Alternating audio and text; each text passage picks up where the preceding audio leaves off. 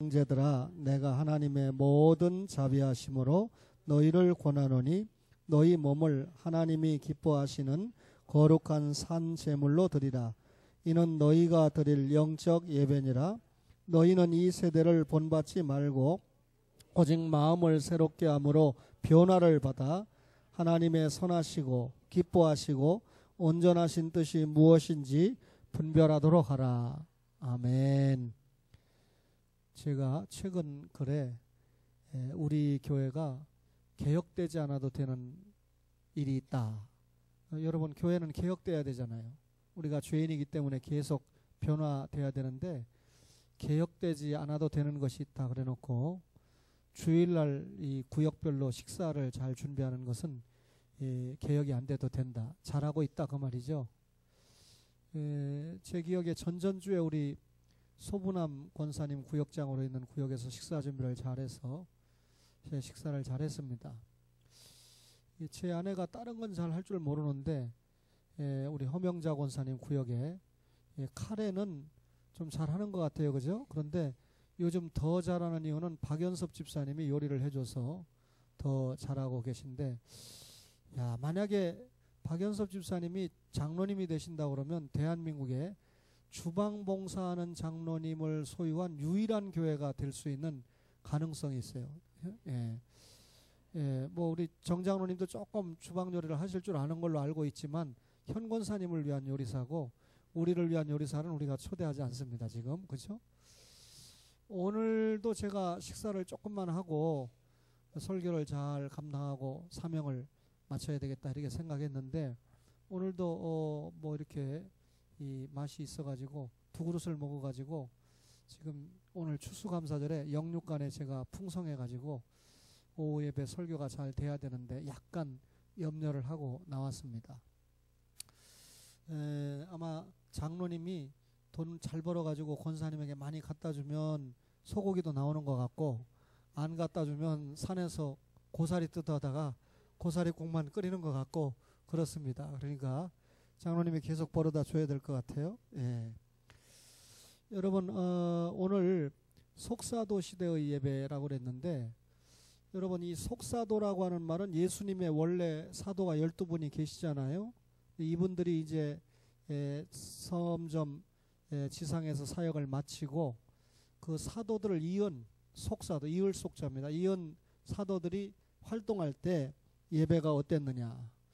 그러니까 이 사도들의 예배는 우리가 성경을 통해서 어느 정도 살펴볼 수 있고, 또 초기 속사도들의 예배도 사도들의 예배를 계승했으니까 성경을 통해서 어느 정도 추론해 볼 수 있는데, 그 속사도들의 여러 기록들, 교부라고도 하죠. 이분들의 기록들을 교회사 쪽으로 공부해 보면 교부신학이라고 합니다. 공부를 해보면 초대 이 속사도 시대의 예배를 어떻게 드렸는가 하는 것을 잘 알 수가 있습니다. 그런데 이 정확한 기록들이 많지 않죠. 예를 들면 클레멘트라고 하는 분이 편지를 남겼는데, 이 클레멘트라고 하는 분이 남긴 이 편지가 고린도 교회에 보낸 편지입니다. 바울이 고린도 교회에 보낸 편지가 성경에 기록된 것이 고린도 전서와 고린도 후서잖아요. 성경에 기록되지는 않았지만 클레멘트라고 하는 분이 고린도 교회에 보낸 편지를 보면 기도문이 나와요. 그러니까 이 예배 중에 어떻게 기도를 했다라고 하는 기도문이 나오고, 그 다음에 예배 중에 올렸던 거룩송이 등장을 합니다. 그러니까 예배 시간에 기도가 있었고, 예배 시간에 찬송이 있었고, 또 이분의 편지에 보면 예배 중에 봉헌, 헌금을 드리는 순서가 있었다라고 하는 기록이 나오게 됩니다. 그러면 이런 말씀들을 종합해 볼 때, 속사도 시대 때는 이런 예배를 드렸구나 하는 것을 추론해 볼 수 있습니다. 예수를 믿지 않는 사람으로 보이는데, 로마의 총독 플리니가 이 로마 황제 트라얀에게 보낸 편지가 있어요. 그러니까 이스라엘 나라를 다스리는데 로마가 총독을 파송하지 않습니까? 이 총독이 보니까 이스라엘 사람들은 예배를 잘 드리니까 아마 트라얀에게 보낸, 황제에게 보낸 편지에 보면 이 사람들은 일요일마다 모입니다. 일요일마다 왜 모였겠습니까? 안식일에 모이는 게 아니고 일요일 날 모인다라고 하는 것은 이제 뭡니까? 주일을 지켰다라고 하는 기록이 나오는 거죠. 그 다음에 거기에 보면 하나님이신 그리스도께 찬양을 드리고 있다라고 하는 말씀이 나오는데, 이 찬양을 설명하면서 집례자와 회중, 회중과 회중, 성가대와 회중 사이에 번갈아 가면서 찬양을 드리더라, 이런 내용이 나옵니다. 그 다음에 이 초대교회가 고린도 교회에서는 이 바울이 후에는 문제가 생기니까 금했지만 공동 식사 부분도 언급이 되고 있습니다. 그러니까 이 불신자가 기록을 했지만 주일을 성수했구나, 주일날 모임을 통해서 무엇을 했구나 하는 것을 간접적으로 볼 수가 있다는 거죠. 그 다음에 이건 개인의 문서가 개인이 아니고 디다케라고 하는 문서가 있는데, 이 디다케라고 하는 문서는 뭐냐면 12사도의 가르침에 기록된 감사기도가 기록되어 있는데, 이 디다케에 보면 여러 감사기도가 있는데 보니까 감사할 때 이렇게 기도해라 하는 게 9장에 나와 있고요. 10장에 보면 음식을 먹은 후에 이렇게 감사해라 그랬습니다. 그죠?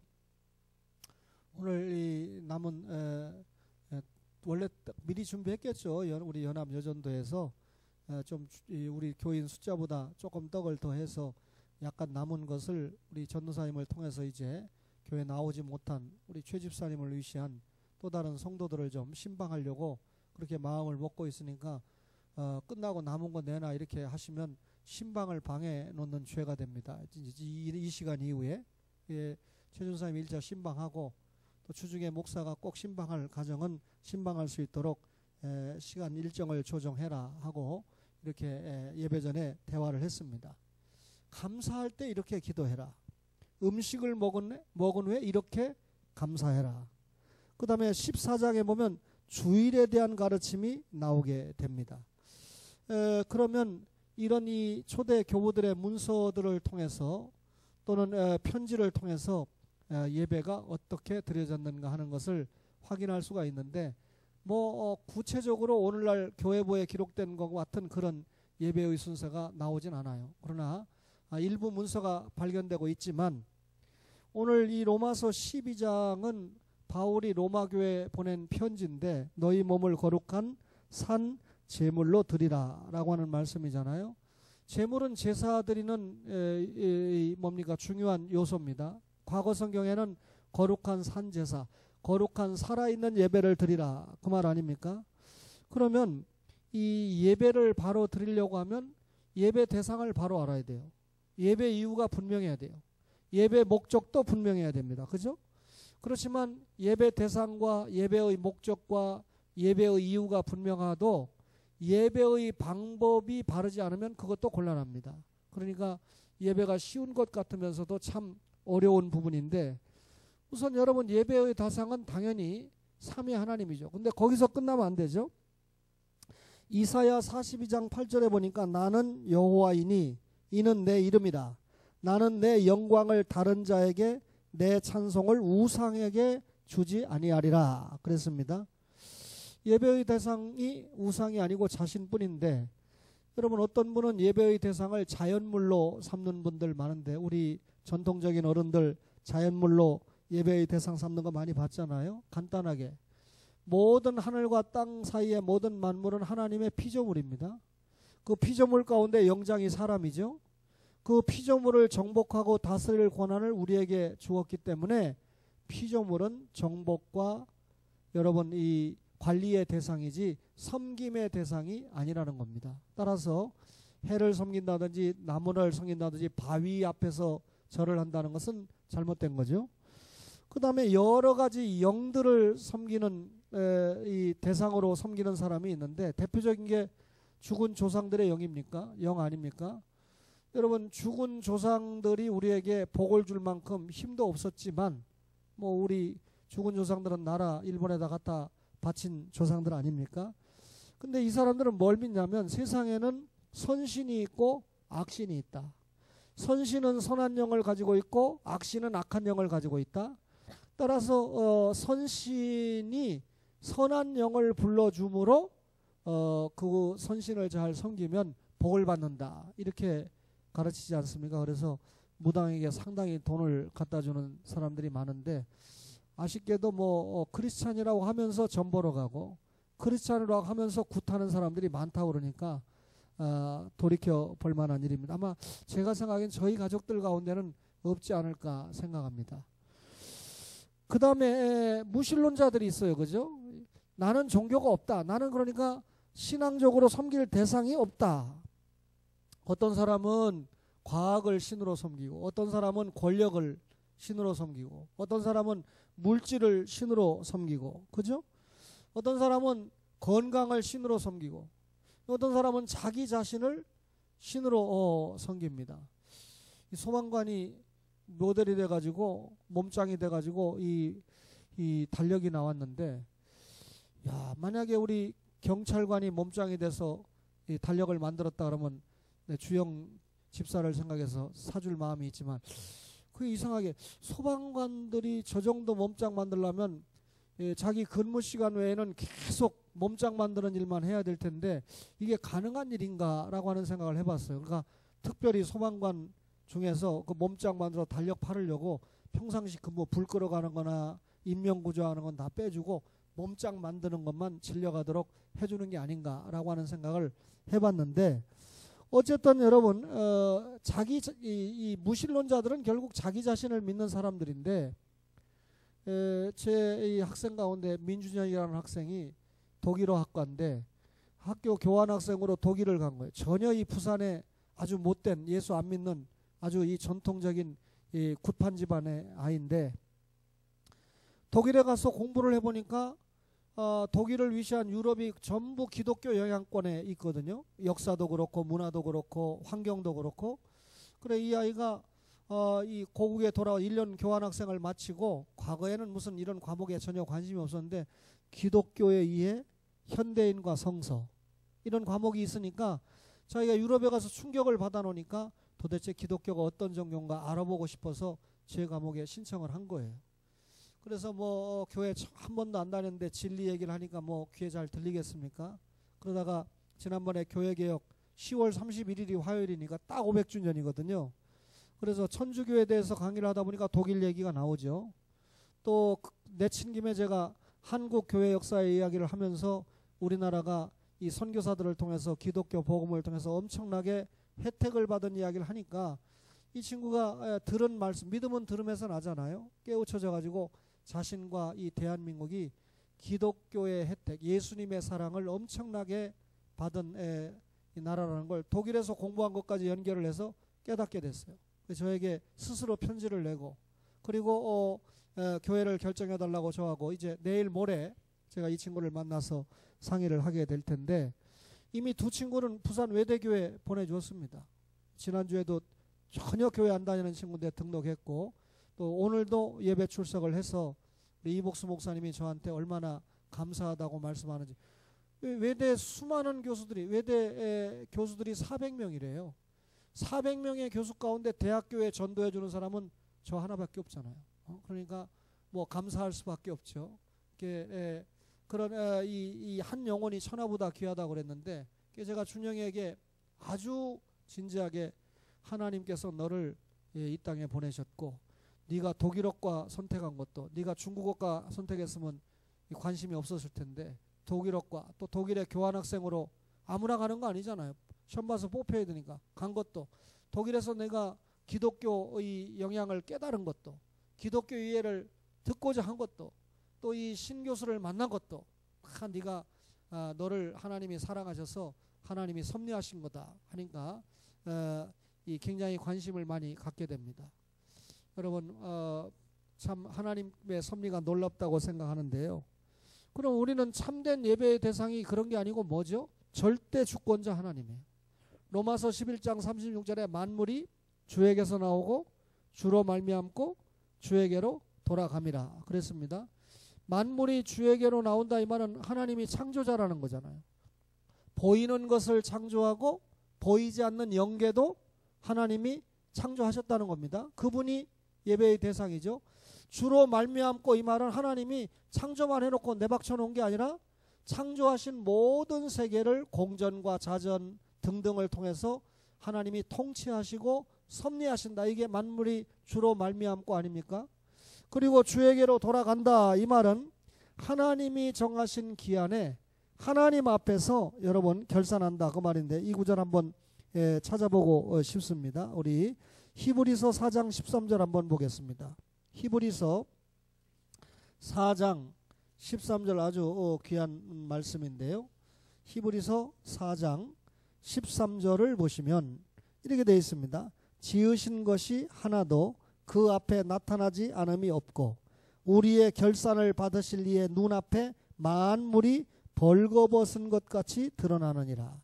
그러면 여러분 지으신 것이 하나도 그 앞에 나타나지 않음이 없다는 말은 만물이 주에게로 돌아갑니다. 하나님이 정하신 기한에 모든 피조물은 특별히 인간은 행한 대로 하나님 앞에 심판을 받는다. 한 번 죽는 것은 사람에게 정하신 것이요 그 후에는 심판이 있으리니 그랬습니다.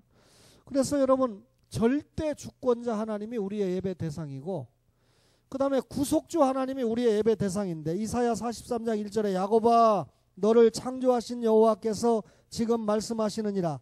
이스라엘아 너를 지으신 이가 말씀하시느니라. 너는 두려워하지 말라. 내가 너를 구속하였고 내가 너를 구속했다. 구속주 하나님이죠. 여러분 하나님과 인간 사이에 죄 때문에 관계가 단절됐습니다. 이 죄가 단절의 요인이니까 죄 문제를 해결하지 않으면 하나님 앞에 나아갈 수도 없고 예배도 안 돼요. 그러면 이 죄 문제를 해결하시는 분이 누굽니까? 구속주 하나님, 성자 하나님 아니겠습니까? 따라서 이 구속주 하나님, 성자 예수님이 우리의 예배의 대상이 된다. 그 말이죠. 그 다음에 지명하여 부르신 하나님, 성령 하나님이죠. 이사야 43장 1절 마지막에 보니까 내가 너를 구속하였고 그 다음에 내가 너를 지명하여 불렀나니. 그러면 너를 창조하신 이는 성부 하나님이고 너를 구속하신 분은 성자 예수님이고 지명하여 부르신 분은 성령 하나님이라는 사실을 에베소 1장이 분명하게 밝히고 있지 않습니까? 지명하여 불렀다. 여러분 우리가 부모로부터 원죄를 가지고 여러분 지옥을 향할 원죄를 가지고 이 땅에 태어나지 않았습니까? 그런 그 죄 때문에 지옥 형벌에 처해 있는 우리를 성령님께서 지명해서 불렀습니다. 성부 하나님이 영원전에 선택한 자를 성령 하나님이 지명해서 불렀죠. 그 시간에 예수 그리스도의 십자가의 보혈이 믿어지고 하나님의 자녀가 된 거 아닙니까? 얼마나 감사합니까? 그러니까 성부 하나님, 성자 예수님, 성령 하나님이 삼위 하나님이 우리의 예배의 대상이 된다. 그래서 우리가 그 예배의 대상이 지명하는 이 날을 기억해서 거룩한 주일을 성수하려고 이렇게 고군분투하고 신앙으로 애쓰고 있는 것 아닙니까? 예배의 대상을 하나님, 삼위 하나님으로 바로 알았어요. 그러면 예배의 이유가 분명해야 됩니다. 오늘 이 마이크가 안 나오면 제목이 얼마나 아프겠습니까? 이 마이크를 만든 이유는 이 소리를 높여서 여러분 설교를 잘하기 위함이죠. 그러면 이게 물건이 기능을 못하면 헛겁니다. 오늘 하나님께서 여러분과 저를 만드시고 여러분과 저를 구원하신 이유가 뭘까요? 그죠? 여러분 이 마이크가 모든 물건이 사람을 만족시키려고 하는 것처럼 하나님이 만드신 모든 피조물 가운데 인간은 결국 누구를 만족시키기 위해서 있습니까? 하나님을 만족시키기 위해서 우리를 만든 거잖아요. 그러면 하나님께 예배를 드리는 이유가 여러분 우리가 인간의 본성을 찾아가는 것입니다. 자, 동물과 우리가 다른 이유가 뭐죠? 여러분 하나님의 생기를 불어넣었다. 하나님의 영을 우리가 받았다. 그 말이죠. 그러면 여러분 우리가 하나님의 영을 받은 우리가 그 하나님 앞에 찾아가서 예배를 드리는 것은 자기 본연을 찾는 것입니다. 자기 본래를 찾는 것입니다. 그렇죠? 따라서 인간의 본성을 찾는 것이기 때문에 예배를 드려야 되고, 그리고 여러분 저희 집에서 이사하고 또 이렇게 첫 예배를 드렸습니다만 사람 말고 뭐 하나 또 있잖아요. 그 예배 드립니까? 여러분 오늘 이제 이사를 해가지고 나오니까 제 아내가 나오니까 막 울고 난리가 났대요. 환경이 아직 적응을 못 해가지고. 그렇다고 가가 예배를 드립니까? 아니잖아요. 예배는 만물 중에 영장인 우리에게 주신 특권이에요. 그러니까 성부와 성자와 성령님의 이름을 통해서 구원받은 여러분과 저가 예배를 드리는 것은 결국 예배의 특권을 선용하는 것 아닙니까? 하나님께서 우리에게 이 특권을 주셨는데 이 특권을 엉뚱한 대상에게 간다고 그러면 그건 특권을 악용하는 거잖아요. 그죠? 여러분 출애굽기 19장 6절에 이스라엘 백성을 뽑으면서 내가 너희를 제사장 나라로 뽑았다. 그러면 한번 여쭤보겠습니다. 이스라엘 백성이 100명이 있다 그러면 그 중에 제사장이 몇 명일까요? 1% 정도밖에 안 돼요. 레위 족속은 그러니까 뭐 이 단순 계산을 해도 12지파 가운데 한 지파가 레위 지파니까 레위 지파에 들어가는 사람이 12분의 1이고 이 말은 유다 지파나 다른 지파보다 레위 지파가 훌륭하다 이 말을 하려고 하는 게 아니에요. 예배 얘기를 하다 보니까 이 얘기를 하는 겁니다. 확률적으로 적어요. 근데 제사장이 되는 것은 이스라엘 전체 인구의 100분의 1도 안 되는 숫자거든요. 그 말은 여러분 이 예배의 특권을 아무에게나 주신 것이 아니라고 하는 것을 우리가 깨달을 수 있습니다. 하나님께서 많은 세상의 백성들 가운데 이스라엘 백성들을 애굽에서 왜 출애굽을 시켰습니까?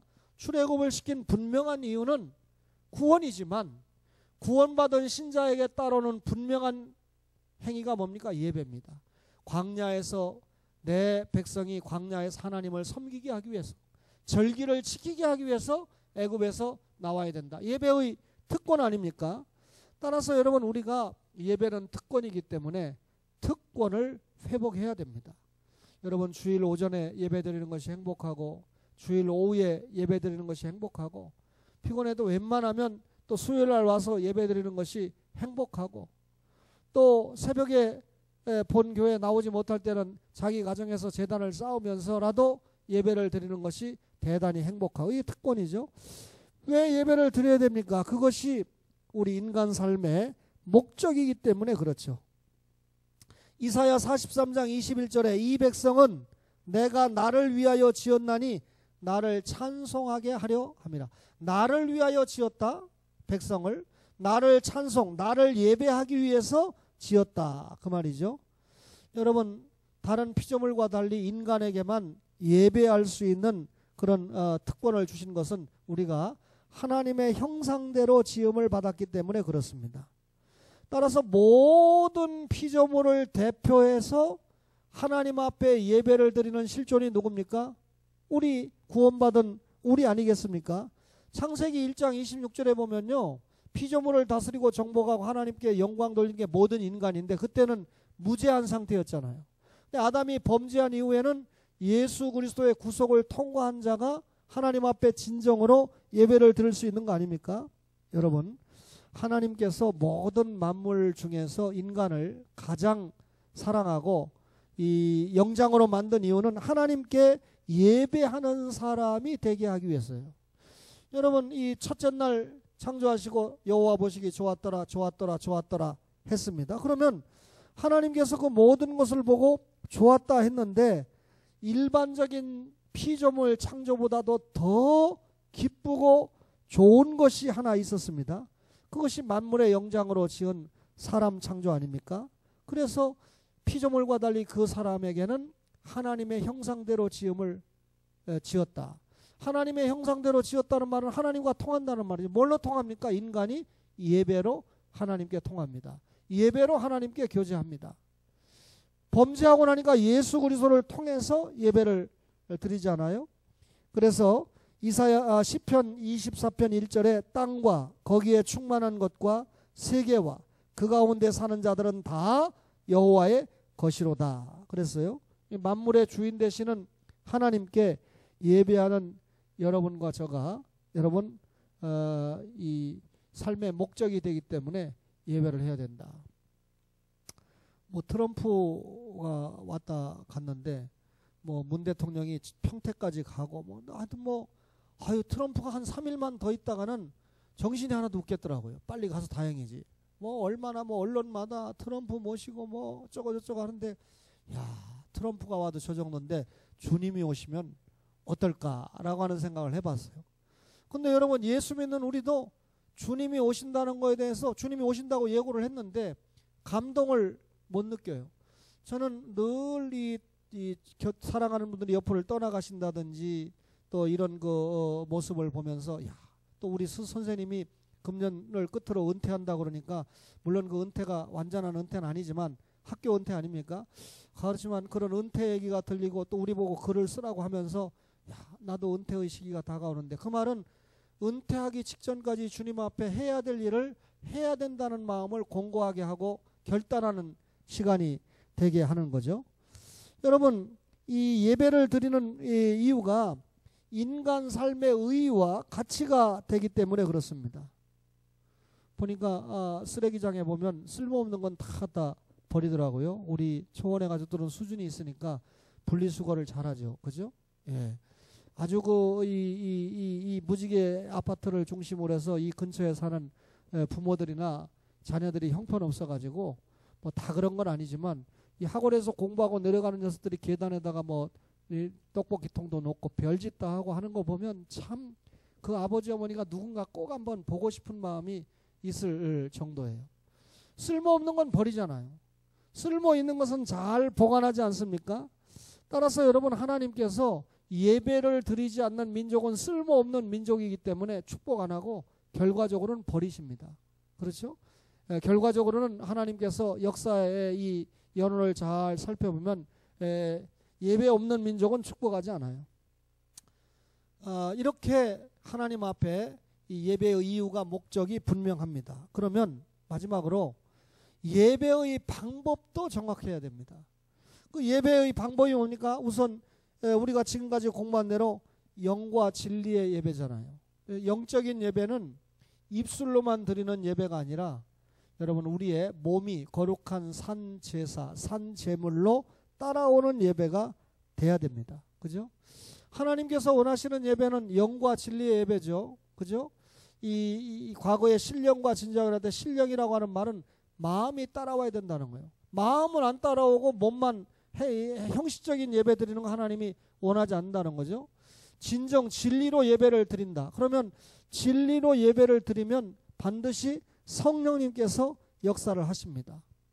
그러면 영과 진리의 예배를 드리는 그 현장에 찬양이 뜨거울 수밖에 없고, 영과 진리의 예배를 드리는 그 현장에 기도가 간절할 수밖에 없고, 영과 진리의 예배를 드리는 그 사람이 사랑의 수고가 여러분 뜨거울 수밖에 없다, 그 말이죠. 오늘 읽은 말씀의 결론이 너희 몸을 거룩한 산제물로 드리라. 이는 너희가 드릴 영적 예배다 그랬습니다. 아담이 타락하기 전에는 에덴 동산에서 완전한 예배를 드렸습니다. 흠이 없는 예배를 드렸습니다. 하나님이 원하시는 예배를 드렸습니다. 그러나 하나님의 법, 선악과 규례를 어긴 이후에는 하나님 앞에 완전한 예배를 드릴 수가 없었습니다. 그 죄 때문에 단련된 상태에서 하나님 앞에 예배 드리기 위해서 예수 그리스도의 보혈을 통과해야 됐죠. 여자의 후손을 약속받은 아담은 회개하고 하나님 앞에 예배가 회복됐습니다. 그 아들 가인과 아벨이 하나님 앞에 예배를 드리는 것을 보면 예배 운동은 계속된 것입니다. 그렇죠? 그러면 여러분, 하나님께 예배를 드릴 때 구약시대 때는 수도 없이 짐승이 죽어갔습니다. 왜 그랬을까요? 예수 그리스도의 보혈을 통과하지 않으면 하나님 앞에 예배가 안 되니까 결국은 짐승의 죽는 피를 통해서 예수 그리스도의 보혈을, 여러분, 예표된 보혈을 믿고 하나님 앞에 예배하는 거 아닙니까? 근데 신약시대에는 이미 예수님이 십자가에 죽으셨습니다.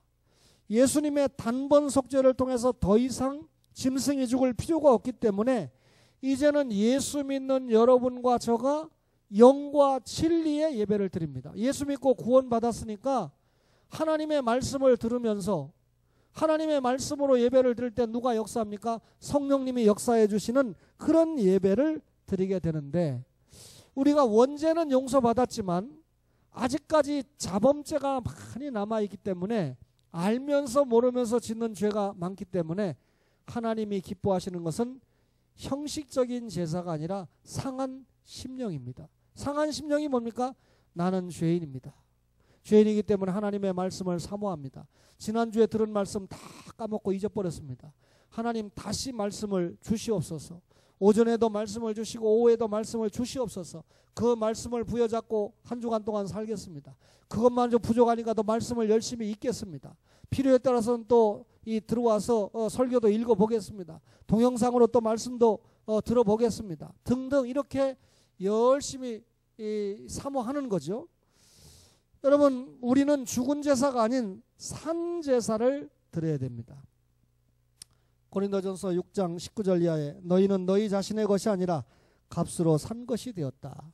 하나님께서 아들 예수 그리스도를 우리를 구원하기 위해서 값으로 내주고 여러분 샀다.